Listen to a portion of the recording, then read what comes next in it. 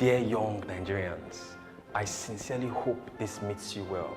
Permit me to wave long and extended pleasantries.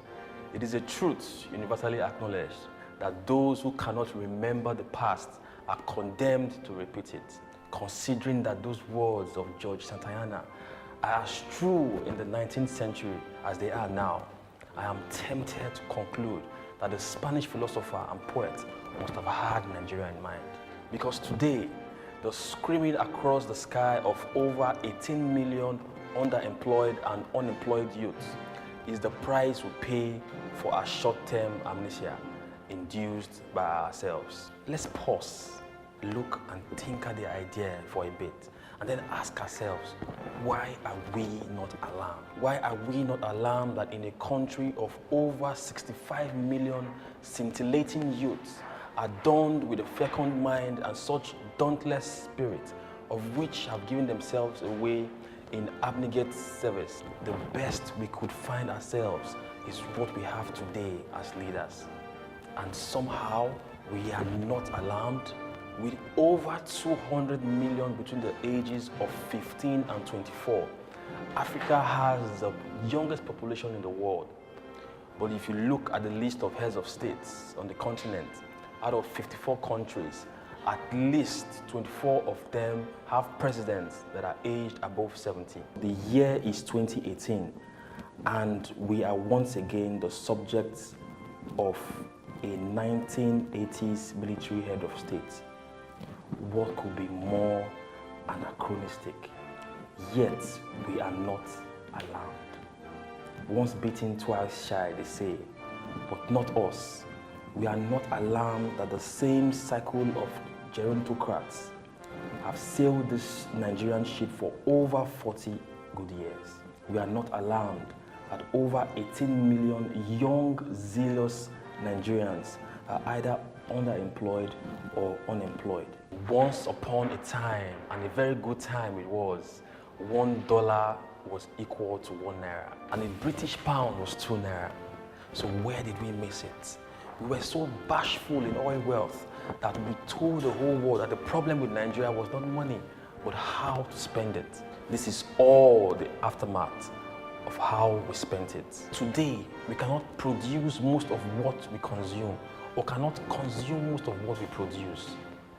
According to an independent analysis done by Wale Makaya, in 1999, the population of Nigeria was 115 million, with about 36 million youth population and 57 million registered voters.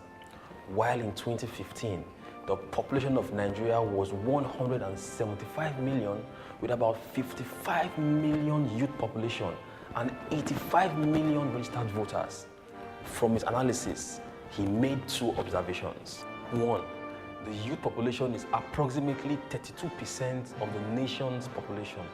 Two, on the average, over 67% of registered voters are youths.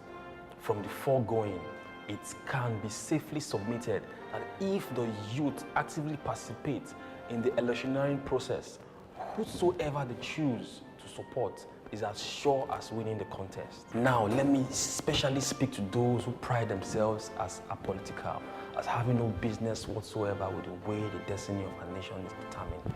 I'm sorry to say, but you are also part of the problems of Nigeria. Because sometimes, in the eye of the law, we are guilty not only for our acts, but also for our omissions. Dear young Nigerian, from time to time, you will agree with me that all we have had in recent history are men of words, but what we need are men and women of action. We can go on and on about the problem of Nigeria. What makes all the difference is what we do now and not what we say. Let's stop theorizing and identifying problems. Let's start thinking about the solutions. We, the millennials, are solution providers, and that is exactly what we will be when we take this nation for ourselves. As a way forward, young Nigerians, have you asked yourselves why Nigeria, with such a young population, is voting in old men as presidents and former governors as senators? One of the most common answers these days is that the youths are inexperienced. The irony in this is that the same people who call us inexperienced were themselves youths in the 1970s and the 80s when they took power for the first time. Today, we continue to help them steal our youth from us in their old age. I hope now that you realize that the way the affairs of this country are run affects all of us. I hope on the day of the election, you will be as angry as all of us. Because on election day, it will not be about Igbos or the Yorubas or the Sekiris or the Robos or the Hausas or the Fulanis. It will not be us against them. I hope you would use your vote to secure the future of our children. The time is now.